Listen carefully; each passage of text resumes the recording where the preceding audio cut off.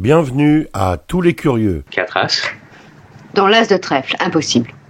J'en ai un à moi. Brelan de roi ici. Voilà mon jeu, qui dit mieux? Dans l'histoire des séries, et notamment américaines, il est commun de constater que la première saison d'un show, surtout ceux des networks et encore plus lorsque ces derniers ont duré plus de 5 ans, ressemble très souvent à un galop d'essai, une sorte de version bêta de ce que sera la série en définitive et ce pourquoi on se souviendra d'elle.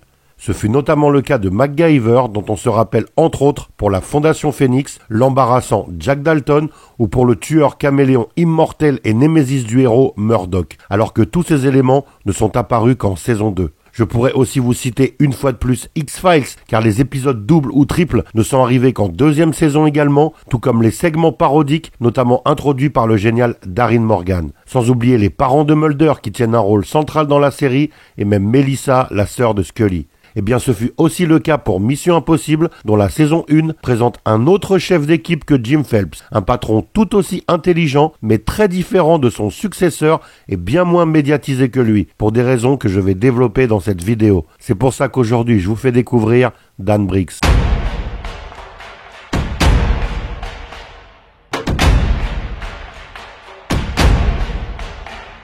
Dans une précédente vidéo, j'ai expliqué comment le créateur américain Bruce Geller s'était fortement inspiré du film de Jules Dassin Topkapi pour créer sa série Mission Impossible. Une série qui devait tout d'abord s'intituler The Briggs Squad, c'est-à-dire l'équipe de Briggs. Ce titre évocateur faisait du personnage de Dan Briggs, celui qui imaginait des plans ingénieux visant à réussir les missions les plus périlleuses et prenait également part à celles-ci, le cœur même de cette série, son point névralgique et son attrait principal, lui qui était très fortement inspiré de Walter Harper, le stratège incarné par Maximilian Schell dans le film de Jules Dassin. Geller était très ami avec le couple Barbara Bain-Martin Landau et ne voulait personne d'autre que ces deux relations pour incarner la séductrice Cinnamon Carter et l'homme aux 1000 visages Rollin Hand. Mais il les voyait aussi comme des exécutants dans son show, des petites mains au service d'un homme qui aurait l'intelligence d'un champion d'échecs et serait capable d'anticiper le moindre revirement de leur adversaire du jour. Par la suite, et un peu en contradiction avec l'idée première de Geller, il fut décidé de donner un titre beaucoup plus générique à la série Mission Impossible, afin de ne mettre aucun des personnages en avant, pour qu'ils soient tous au même niveau et soient véritablement perçus comme une équipe, dont chaque membre est indispensable, sans véritable hiérarchie, un peu à l'image des chevaliers de la table ronde. Une décision qui sera salutaire lorsque le personnage de Dan Briggs disparaîtra dès la fin de la première saison. Ce véritable cerveau humain, calqué sur le Walter Harper de Topkapi, pouvait lui ressembler un peu, notamment pour la couleur des cheveux, mais il ne fallait surtout pas qu'il soit aussi sophistiqué que Maximilian Schell. A contrario, ce sera le cas de son successeur Jim Phelps, qui possède une allure similaire à celle du comédien allemand, mais dont les cheveux sont blonds, la stricte copie est donc exclue. Pour incarner ce personnage de leader charismatique qui ne se contenterait pas de concevoir des plans machiavéliques, mais mouillerait lui aussi le maillot en participant aux missions, il fallait à Geller un comédien hors norme, quelqu'un de très talentueux qui dégagerait une certaine puissance cérébrale sans pour autant posséder la sophistication de Maximilian Schell. Et cette perle rare, il l'a trouvée en la personne de Steven Hill. Solomon Krakowski, de son vrai nom, est né le 24 février 1922 à Seattle et il nous a quittés le 23 août 2016. Il trouve sa voie et sa vocation très jeune, alors que sa sœur participe à un concours et se verrait bien lui aussi briller sous les feux de la rampe. Il quitte Seattle pour Chicago dès son diplôme en poche, puis se rend à New York pour trouver des petits rôles, mais les temps sont durs. Pourtant, il ne désespère jamais et s'accroche à son rêve. Il sert ensuite dans l'unité de réserve de la marine américaine entre 1942 et 1946, puis réussit à se faire embaucher en tant qu'acteur à la radio et au théâtre sur Broadway. En 1947, il devient membre fondateur de l'Actors Studio aux côtés de Marlon Brando et Montgomery Clift notamment. L'année suivante, il joue aux côtés d'Henry Fonda dans la pièce Mr. Roberts et ses improvisations sont conservées par le metteur en scène, ce qu'il prend comme une reconnaissance et le pousse à persévérer dans cette voie. Il brille sur scène durant plus de 10 ans tout en étant fortement impliqué dans l'Actors Studio et son dernier rôle marquant est celui de Sigmund Freud dans la pièce A Far Country en 1961. À la même période, il passe à la télévision dans la série Actors Studio qui retransmet des pièces de théâtre en direct, puis incarne quelques rôles mineurs dans des séries comme Alfred Hitchcock présente, Les Incorruptibles, Aventure dans le Pacifique, Rawhide et même Le Fugitif, avant de décrocher enfin l'ultime sésame, un premier rôle dans Mission Impossible. De 1950 à 1965, on a pu aussi le voir dans plusieurs longs métrages, dont La Dame sans passeport, La déesse, Un enfant attend de John Cassavetes et 30 minutes de sursis de Sidney Pollack. Dans les années 70, il connaît une forte baisse de régime au niveau professionnel avant de revenir en grâce dans les années 80 et surtout dans les années 90, notamment en incarnant le procureur général Adam Schiff dans 10 saisons de Law & Order. On a aussi pu le voir dans le film Billy Bathgate en 1991 et dans le polar juridique de Sidney Pollack adapté de John Grisham et mettant en vedette Tom Cruise, La Firme, dans le rôle du directeur du FBI, F. Denton Voiles. À noter que ce personnage apparaît dans plusieurs films adaptés de John Grisham, mais n'est interprété que dans ce seul film par Stephen Hill. Bruce Geller tient donc son Dan Briggs parfait et le pilote est tourné en 1966. En France, il s'intitule Complot à Santa Costa et tous les éléments qui feront le succès de la série sont déjà là ou presque. L'épisode commence par un générique reprenant un montage rapide de certaines scènes marquantes du segment que nous nous apprêtons à voir. Le tout rythmé par un thème archi-culte de Lalo Schifrin qui n'était au départ qu'un des morceaux du score de l'épisode.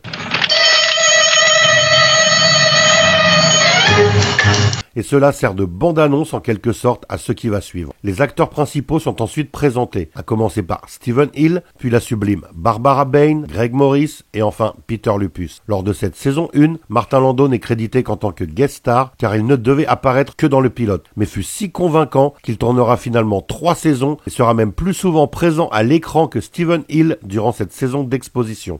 Ensuite, l'intro débute et un homme grand et brun se rend dans un lieu tout à fait anodin, ici chez un antiquaire, et entame une discussion tout aussi anodine avec le tenancier des lieux. Ils s'échangent des banalités, mais il est très facile de comprendre qu'il s'agit en réalité d'un code pour que l'homme venu spécifiquement pour ça reçoive sa mission. Une mission d'une importance capitale pour son pays, les États-Unis. Dans ce premier épisode, il la reçoit sur un disque vinyle, comme ça sera le cas pour Tom Cruise dans le 5e film de la saga, Rogue Nation. C'est une manière ultra sécurisée de procéder, car ainsi aucun ennemi ne peut savoir comment, quand et surtout qui recevra la mission et quelle sera cette dernière exactement. En effet, le contact se retire immédiatement et laisse l'agent seul. Ainsi, il n'y a que lui qui prend connaissance de ses instructions, et il devra détruire le support sitôt les informations prises. La voix qui lui délivre la dite mission nous fait aussi comprendre certaines choses quant à la situation personnelle et professionnelle du personnage.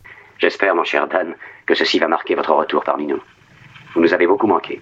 Dan Briggs choisit ensuite les agents les plus aptes à remplir cette mission de très haute importance. Il sélectionne Rollin Hand, un acteur professionnel, Terry Targo, un perceur de coffre-fort de petite taille, Cinnamon Carter, une ancienne mannequin de l'agence Elite, Barney Collier, un ingénieur et Willie Armitage, un haltérophile. L'équipe ainsi constituée se réunit une dernière fois dans l'appartement de Dan pour discuter de tous les détails de son plan afin que rien ne leur échappe et que la mission se déroule comme prévu par le stratège. Nous en apprenons encore plus sur la manière dont il compte réussir cette mission. Mais au lieu de nous spoiler, cela pique encore davantage notre curiosité, un peu comme dans Columbo lorsqu'on assiste au crime, mais qu'on regarde l'épisode jusqu'au bout sans savoir comment le lieutenant interprété par Peter Falk va démasquer le criminel. Bien évidemment, la mission sera un succès, mais tout comme dans Top Capi, un impondérable très grave viendra mettre à mal son déroulement, et Dan Briggs sera obligé d'improviser et même de prendre la place de Terry dans le coffre-fort. Mais étant plus lourd et plus grand que ce dernier, il devra se passer de la réserve d'oxygène dont bénéficiait le petit homme et aura donc infiniment moins de temps que lui pour opérer. Par la suite, ces impondérables de dernière minute se feront beaucoup plus rares et les missions se dérouleront pour la plupart selon le plan établi par le chef d'équipe, avec tout de même des moments de tension et de suspense durant les cliffhangers précédant les publicités. Sauf dans certains cas extrêmes où ces improvisations seront justement le point névralgique de ces épisodes atypiques, notamment l'échange, un épisode de la saison 3 où l'équipe se rend derrière le rideau de fer pour photographier des documents, mais Cinnamon est arrêté en pleine mission à cause d'un pigeon. C'est une référence évidente à Top Capi, tout comme les mains brisées de Terry Targo et plus tard durant la saison 5, la scène de bravoure de l'épisode Le Catafalque. Ce genre d'imprévu, calqué sur le film de Dassin et qui ne sera quasiment plus repris dans les saisons mettant en vedette Jim Phelps en lieu et place de Dan Briggs, ne sera pas la seule tentative mise en place dans cette première saison à être abandonnée par la suite. En effet, dans le pilote, une voix off verbalise les pensées de Dan lorsqu'il choisit les membres de son équipe. Le petit Terry, le champion des perceurs de coffre-fort.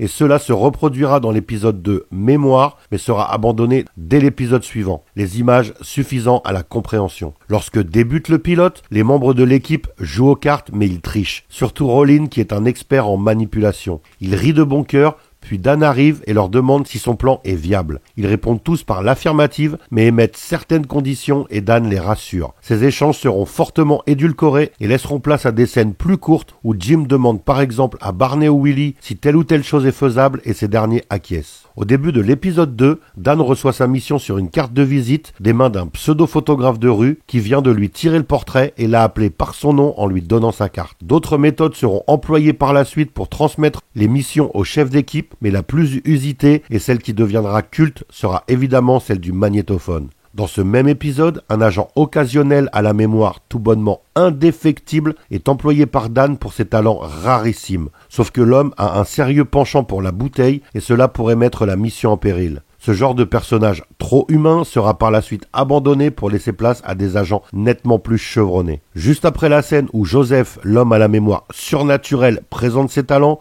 on assiste à une scène où Dan lui apprend à se faire torturer. Une scène bien évidemment unique dans l'histoire de la série. Dans l'épisode 5, Les Baladins de la Liberté, qui est un épisode en 2 parties, Dan recrute Crystal, une vieille amie trapéziste à qui il n'a pas donné de nouvelles depuis des années et cette dernière lui en tient malheureusement rigueur puis se laisse convaincre. De plus, au cours du briefing, la jeune femme et Cinnamon se complimentent réciproquement sur leur tenue. Dans les saisons suivantes, ce genre de rapport personnel entre les agents employés pour une mission n'aura plus cours et tout sera nettement plus professionnel et impersonnel. D'une manière générale, Dan paraît beaucoup plus proche de son équipe que Jim dans cette saison. Leurs rapports ne sont tout simplement pas les mêmes. Cet élément sera fortement gommé, tout comme de nombreux traits d'humour des briefings, pour que le groupe paraisse encore plus professionnel et moins humain, donc moins faillible. Mais un autre élément personnel celui-là et qui concerne Stephen Hill perturbera les coulisses du show. En effet, l'acteur est un juif orthodoxe respectant scrupuleusement le Shabbat. Or, la série a besoin qu'il tourne le vendredi soir et le samedi, mais il s'y refuse catégoriquement. À cause de cela, les scénaristes écriront des épisodes spécifiquement imaginés sans la présence de l'acteur, alors que cela n'était absolument pas prévu à la base dans l'organisation et la planification de la série. Je pourrais vous citer l'épisode Enjeu où Dan Briggs reçoit la mission, sélectionne les agents et assiste même au briefing sans prendre part à la mission sans raison apparente, alors qu'un agent inconnu et uniquement présent dans ce segment le remplace de toute évidence. Pire, dans l'épisode La guerre était au bout du fil, Dan reçoit ses instructions puis ne sélectionne que Rollin et Cinnamon qui seront seuls à effectuer cette dangereuse mission. Barney est juste cité car il a fourni un appareil photo truqué. Dans l'épisode Silence on tourne, c'est Cinnamon qui reçoit la mission. Bonjour, mademoiselle Carter.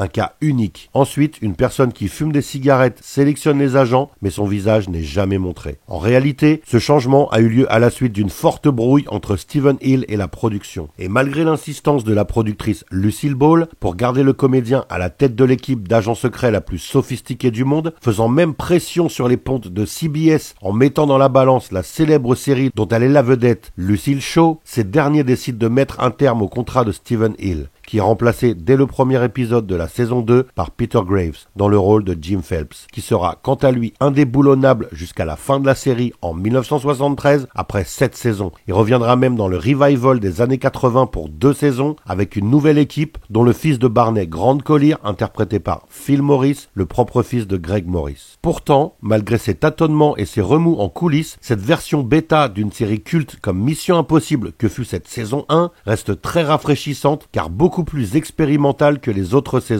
notamment celle de l'âge d'or, c'est-à-dire jusqu'à la fin de la saison 4, qui contiennent d'authentiques chefs-d'œuvre télévisuels comme le célèbre épisode Opération Intelligence, mais paraissent aujourd'hui beaucoup plus ronronnantes que cette première année. Pour autant, elle possède déjà tout ce qui fera de cette série un mythe, et c'est pour ça qu'elle est indispensable. Elle incarne tout simplement le meilleur des deux mondes et vaut assurément le coup d'œil. Rien que pour assister au début de cette équipe, aujourd'hui emmenée par Tom Cruise, alias Ethan Hunt, et voir celui qui est indiscutablement son père spirituel, Dan Briggs, dans ses œuvres. C'est lui qui a ouvert la voie à Peter Graves à la télévision et aujourd'hui à Tom Cruise au cinéma, et il mérite à coup sûr une médiatisation autrement plus importante que celle qu'il a reçue jusqu'ici. Voilà, vous en savez à présent un peu plus sur Dan Briggs. N'hésitez pas à liker, commenter, partager et vous abonner pour soutenir la chaîne. À bientôt pour une nouvelle découverte. Soyez curieux.